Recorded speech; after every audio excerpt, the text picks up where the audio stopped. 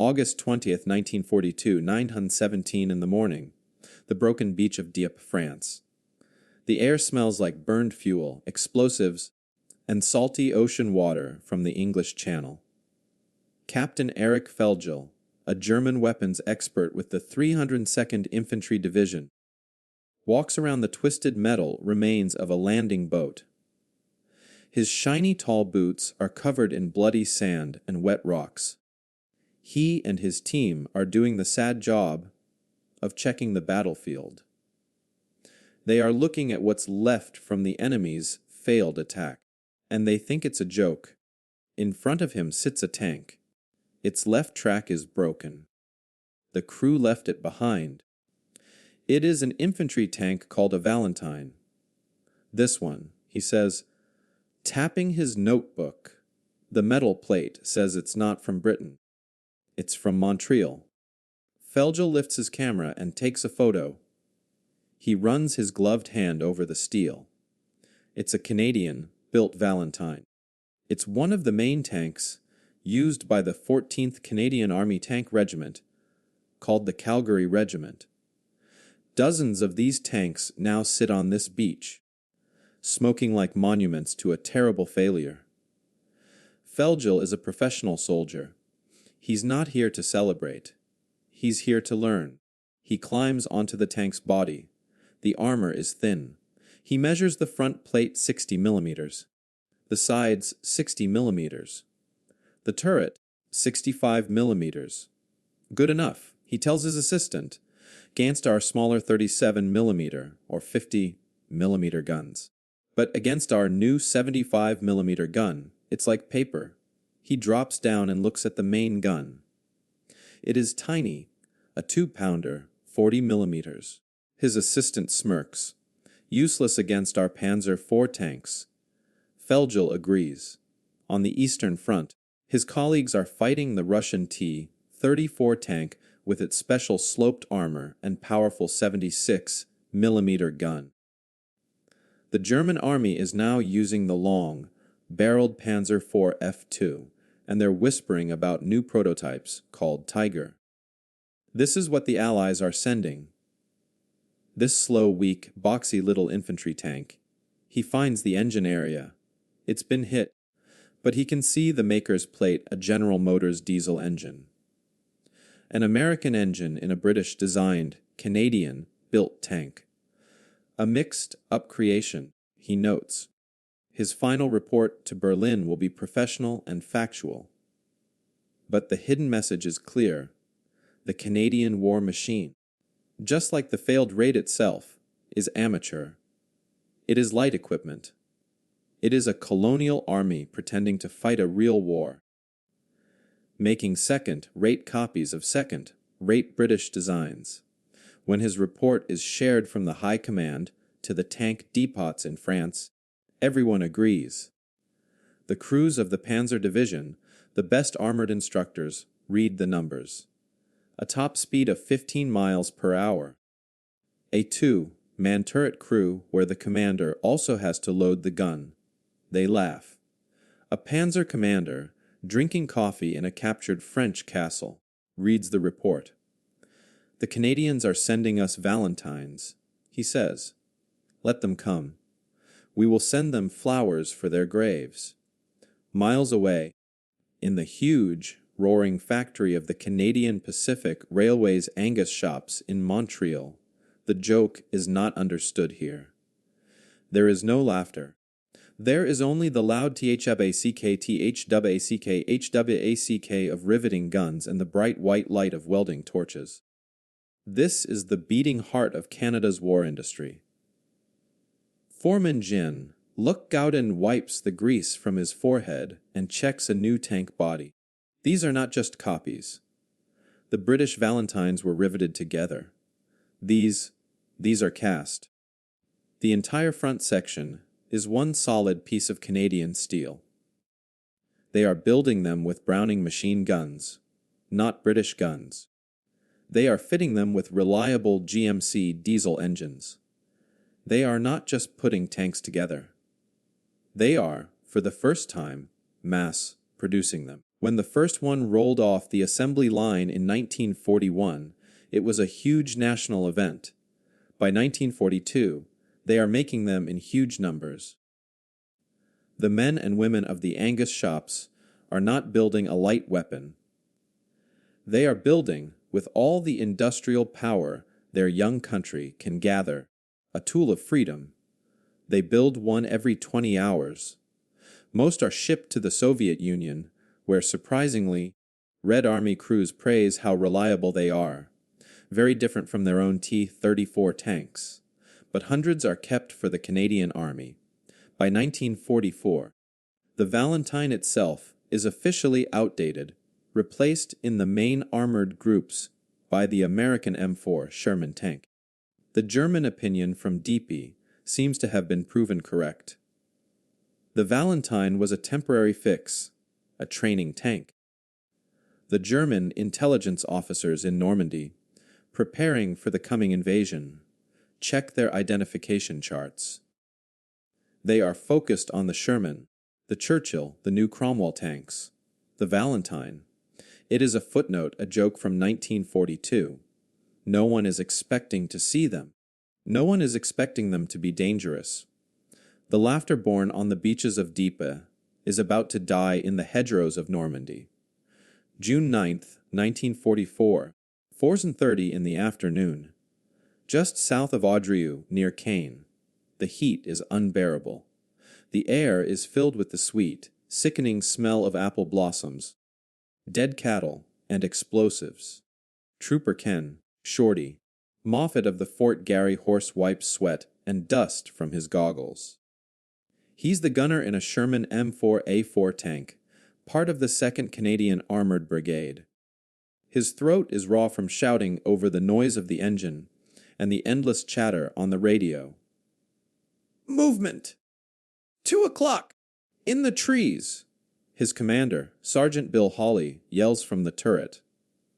Moffat turns the 75mm gun. He sees it, a flicker of German field gray uniform. Sir AFK! The sound is terrifyingly familiar. It is not a rifle. It is not a machine gun.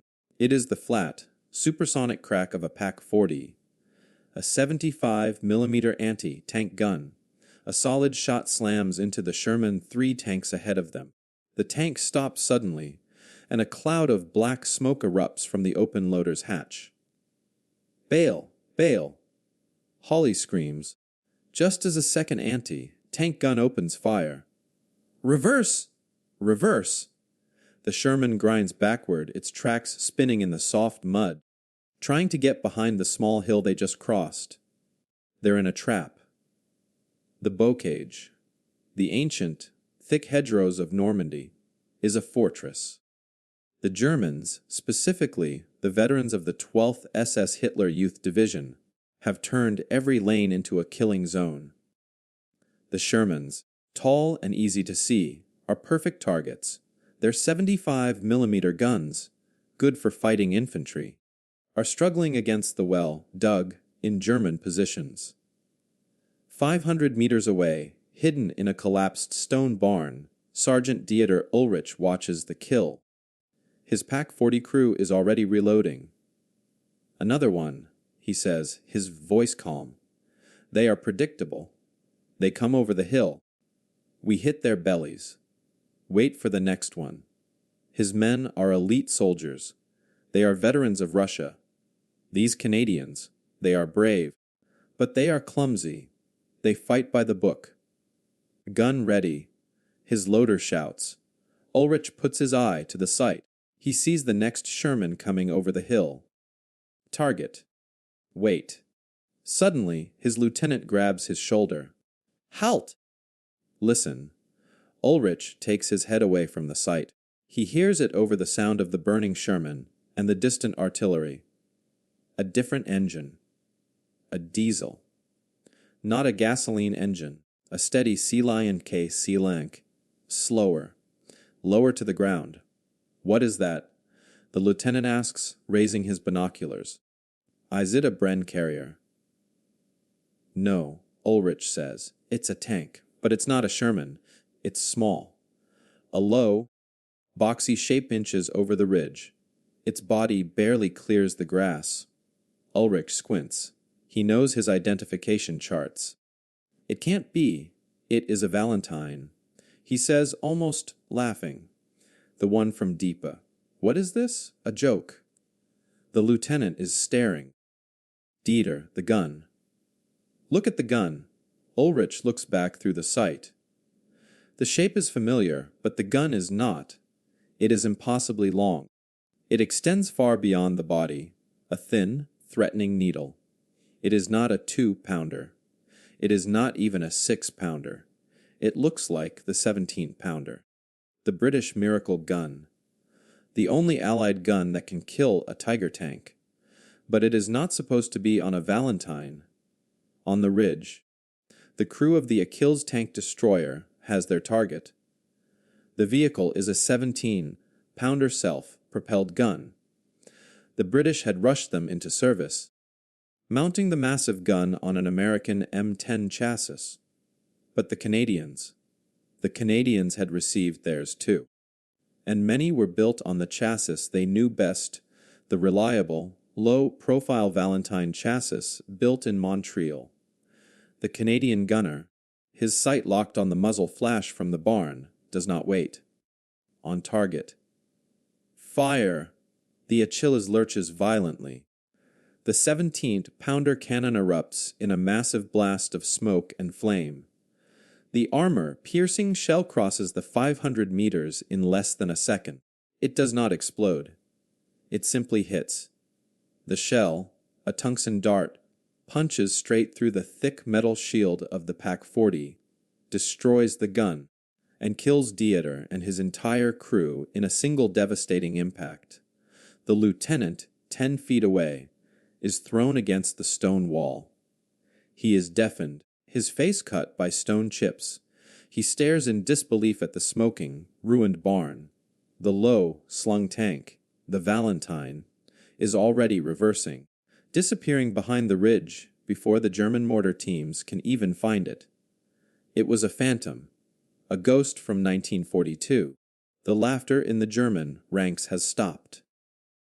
The light equipment, from Montreal, dismissed and forgotten, had just become the deadliest tank destroyer on the field.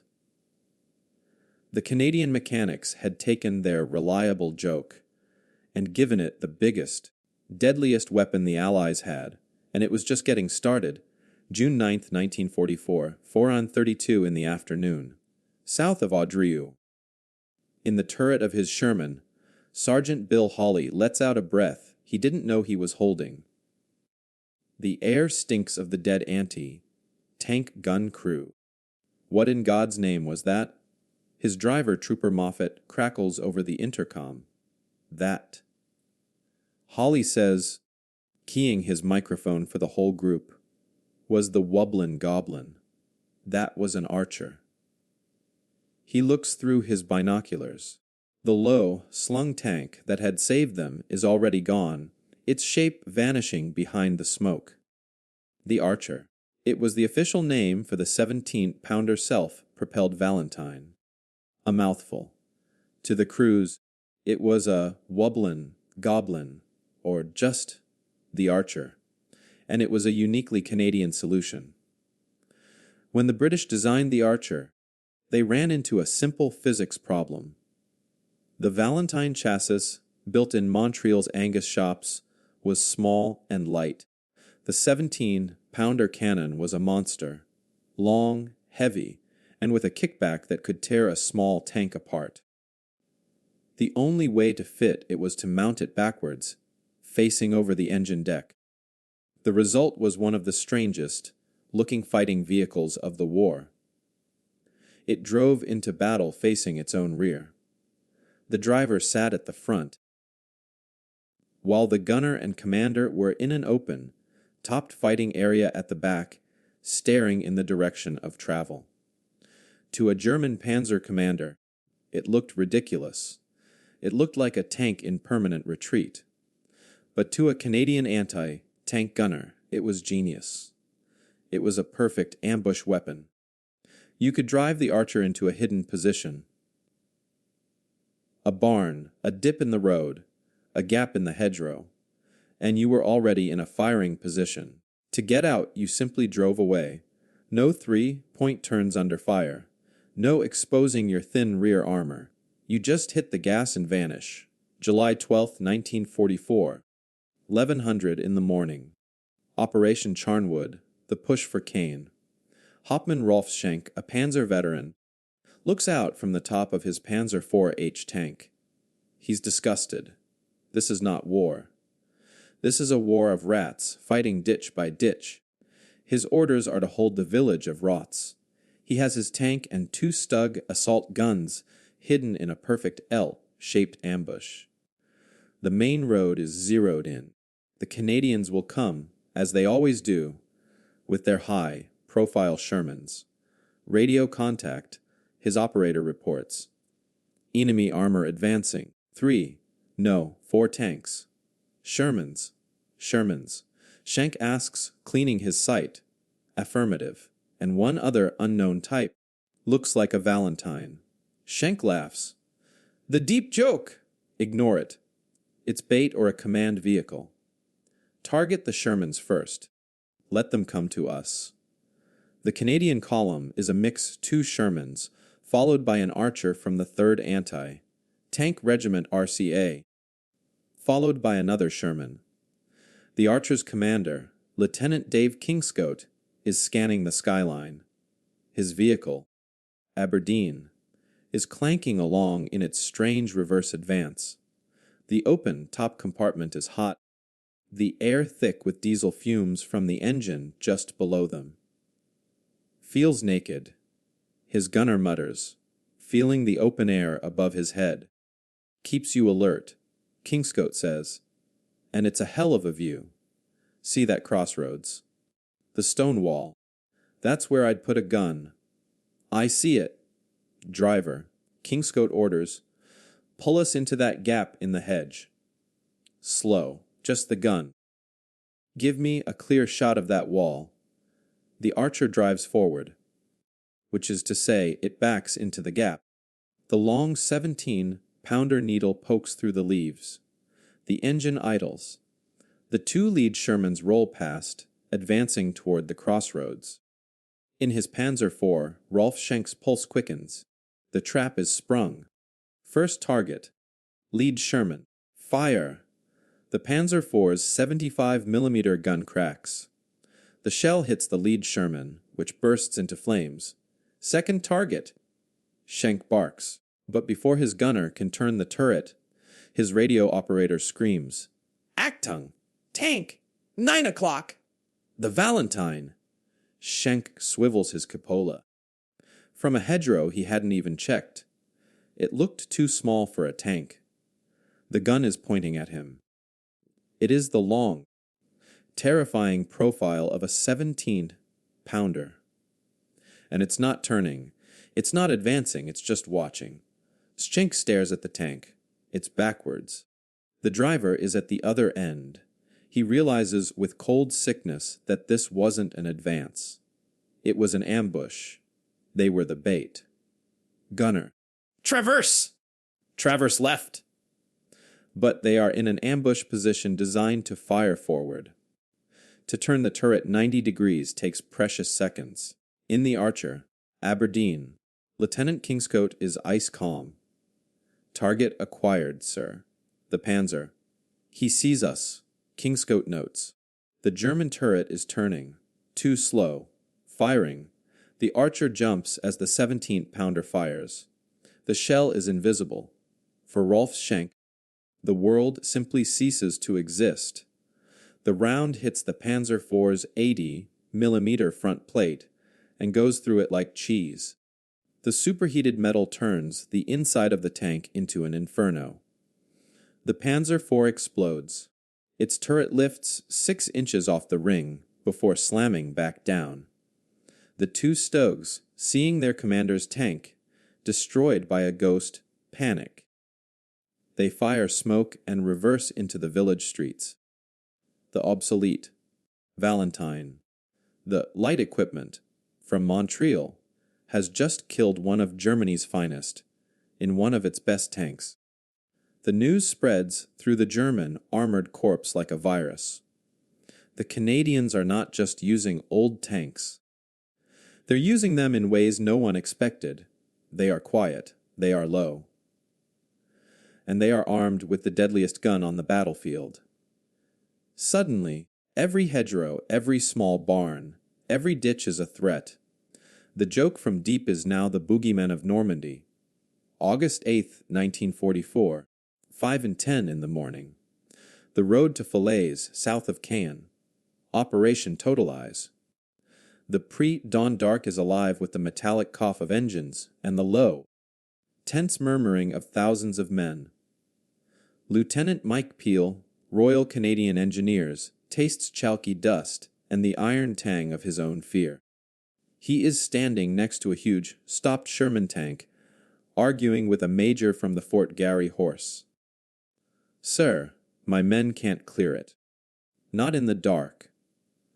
"I don't have a choice, Lieutenant." The major snaps, his face a pale mask in the gloom. The Air Force has carpet, bombed. But intel says the 12th SS RE mined the whole field. That road, that is the attack. If we can't get the armor through, the whole operation stalls, and the infantry gets slaughtered. Peel looks down the road. It is a perfect, flat, straight Roman road flanked by fields. And it is a perfect, flat, straight killing field. He can smell the mines, the freshly turned earth, the telltale scent of explosives. 2 kilometers away, in a well-prepared trench system under a farmhouse, Sergeant Kurt Vogel of the 12th SS Pioneer Battalion allows himself a thin, proud smile. His Devil's Garden is a masterpiece 3 layers deep. Teller mines to break a tank's track, interlaced with bouncing Betty S. mines to shred the infantry that would inevitably follow. The road is not just blocked, it is plugged. He and his men had worked all night under the thunder of distant bombers, replacing the mines the planes had disturbed.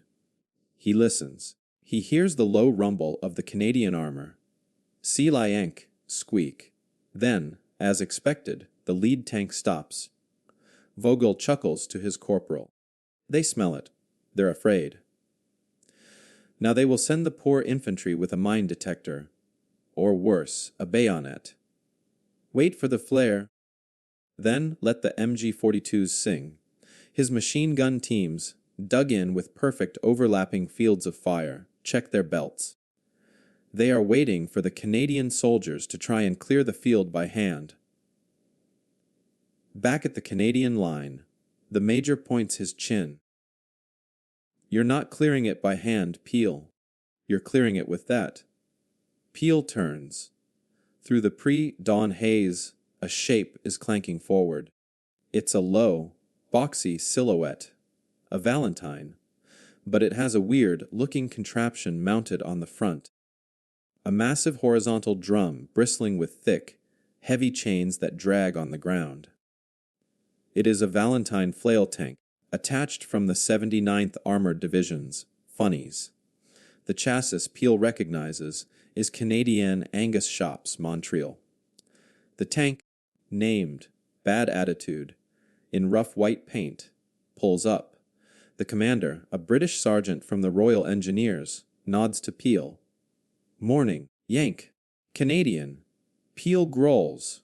"Right. You're up. Your infantry is right behind me. Tell your boys to stay back 100 yards. This gets messy.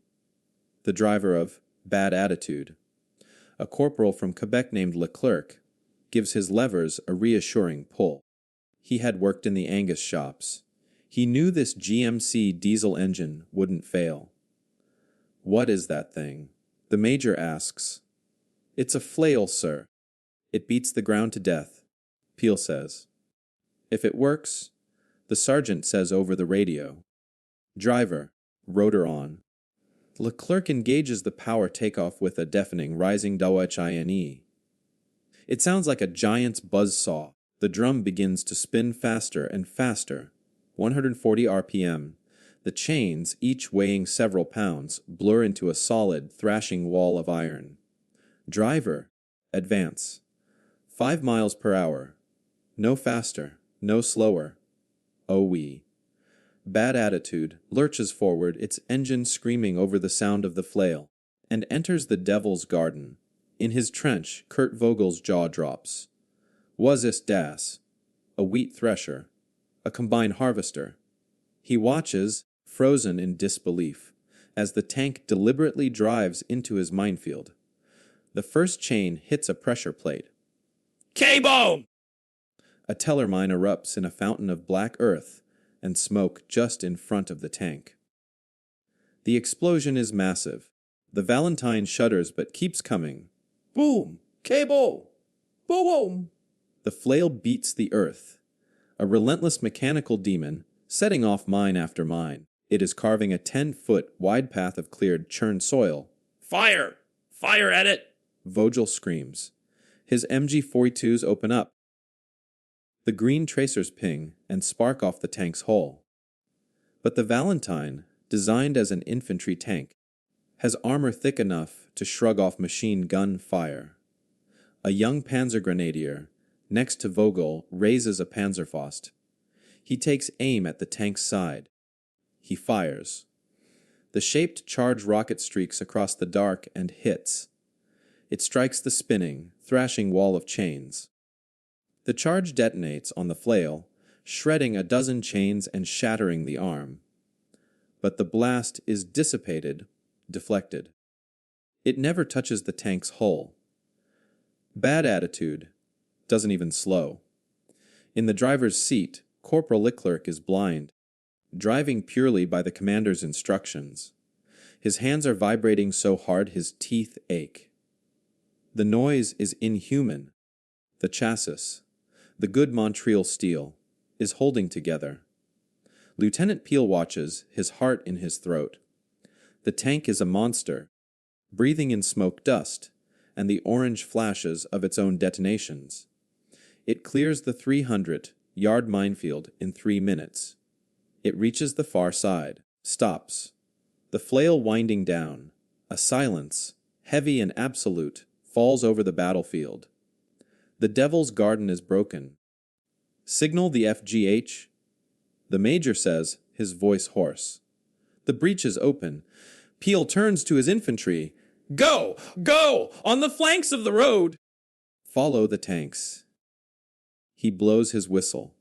The silence is broken by the roar of 24 Sherman engines firing to life. The Fort Garry horse tanks surge forward, 2 by 2, down the safe, beaten path carved by the Valentine. For Kurt Vogel, the battle is over. His masterpiece is ruined. His position is flanked. The joke tank, the combine harvester, without firing a shot, completely destroyed his defense. The reliable, adaptable, Canadian-built chassis, once dismissed as light equipment, had proven that winning a war wasn't just about the size of the gun. It was about having the right tool for the job. And the Valentine, it turned out, was the toughest toolbox on the field. August 14th, 1944, 11:20 in the morning. The village of St. Lambert. The air is thick with the stench of the Falaise pocket. It is a nauseating mix of explosives, dead livestock, and the panicked, oily smoke of burning German vehicles. This is the escape route, the corridor, and the entire German 7th Army is trying to force its way through this one narrow gap. For the Canadians, the order is simple: close the gap. Corporal Tom, Mouse. Gagnon, 27th Armored Regiment, the Sherbrooke Fusiliers, has his eyes pressed to the driver's slit. He's not in a Sherman. He's in Angus Pride, a Valentine Mark X. He is the Rex Troop. The Germans laughed at the Valentine for being small, slow, and undergunned. By 1944, so did most of the Allies. But the Sherbrooke CO knew exactly what he had. The Shermans were tall, noisy, and drank gasoline. Their silhouettes were unmistakable. The Valentine, with its low, slung Montreal, built chassis and its quiet, reliable GMC diesel engine, was a ghost. For reconnaissance it was perfect. Easy Mouse, his commander, Lieutenant Sharp, whispers over the intercom from the turret. Into the courtyard. Slow. Don't throw a track. Gagnon eases the tank over a pile of rubble and into the shell of a farmhouse. The tank is small enough to fit inside the remaining walls, vanishing completely from the road. Sharp raises his binoculars. The main road through St. Lambert is a junkyard of burning panzers, horse-drawn carts, and retreating infantry. But something big, is holding the crossroads. In the command cupola of his K.O. Nigsteiger, King Tiger, SS Hauptmann Oskar Klauser of Panzerabteilung 503 scans the ruins. His 70-ton tank is a fortress. Its 88mm Keck K-43 gun, the long 8/8, has already destroyed 6 Canadian Shermans this morning. They burn like Ronson lighters. He is exhausted. His crew is strung out on Pervitin, but he is a professional. His orders are to keep this road open. He listens. He hears the high, pitched whine of Sherman radial engines to the south. Predictable. He hears the chatter of his own MG-42s to the west. He hears nothing else. They will try to flank us. Klauser says to his gunner. They will send Shermans down the main road. Wait for them. Let them come within 1,000 meters. Do not waste ammunition. He scans the ruined farmhouse 400 meters away. Nothing. Just rubble. He is looking for a Sherman. He is not looking for a light Valentine from 1942. Inside that rubble, Lieutenant Sharp's hand is shaking so badly he can barely hold his microphone. Grid 455-781. He whispers, his voice cracking. 1 Tiger. Repeat Koenigsteiger in the crossroads. Hull down behind a truck. He is stationary. In the driver's seat, Gagnon holds his breath. He is staring at the monster. His own gun, the 75mm the Mark IX had been upgraded with, is useless. To fire would be suicide. His entire purpose is not to fight, but to see. The German tank commander, in his high cupola, turns. He seems to be looking right at them. Jagnon's heart stops. Klauser stares at the rubble. He heard something. A faint thrum. A diesel. He dismisses it. It must be a generator or a burning truck. It is too small, too quiet to be an enemy tank. He turns his attention back to the main road. Rex 1. The radio crackles in Sharp's ear. Sunray copies. Good eyes. We have birds on station. Pop smoke. Mark the target. Sharp looks at his gunner. Smoke. Load smoke. On the road, just in front of him. Sir, just do it. Mark him. The Valentine's 75mm gun thumps softly, firing a smoke shell that lands 50 yards in front of the Tiger, painting the crossroads with a plume of white phosphorus. In the Tiger, Klauser roars, "They're blinding us! Infantry attack!" Gunner Scanda. He never finishes. A high-pitched, tearing shriek rips the sky. 4 Hawker Typhoons of the Royal Canadian Air Force, guided by the radio call, vectored by the smoke, dive from the clouds. Klauser's crew hears them for less than a second. The RP-360 Pounder rockets stream from the wings. They are not accurate, but 4 Typhoons firing a full salvo is a storm of high explosive. The rockets smash into the village square. One slams into the Tiger's rear engine deck. Another penetrates the thinner side armor. The 70-ton fortress detonates in a massive, catastrophic fireball. Holy hell! Gagnon breathes, watching the turret blown clean off, landing in a field. Driver. Sharp says, his voice ice calm, back us out. Slow, the way we came. The Valentine, Angus Pride, clanks backward. its reliable GMC diesel thrumming quietly and disappears into the smoke. It was never seen. The German tank commanders, who in 1942 had laughed at the light equipment from Montreal, were now being destroyed by it. The Canadian-built tank, the stopgap, the joke, had become the perfect instrument. It was a deadly anti-tank sniper as the Archer. It was a brute force breacher as the Flail, and it was a ghostly, unseen eye as a Rex tank. It never won the fame of the Sherman or the T-34. But the Valentine, built by the thousands in the Angus shops, was the quiet, adaptable, and utterly professional heart of the Canadian war machine. It did not just meet battlefield expectations. It rolled right over them, changing the rules of the game, one dead German tank at a time. If you enjoyed learning about this lesser-known part of World War II history, please like this video and subscribe for more untold stories from the war.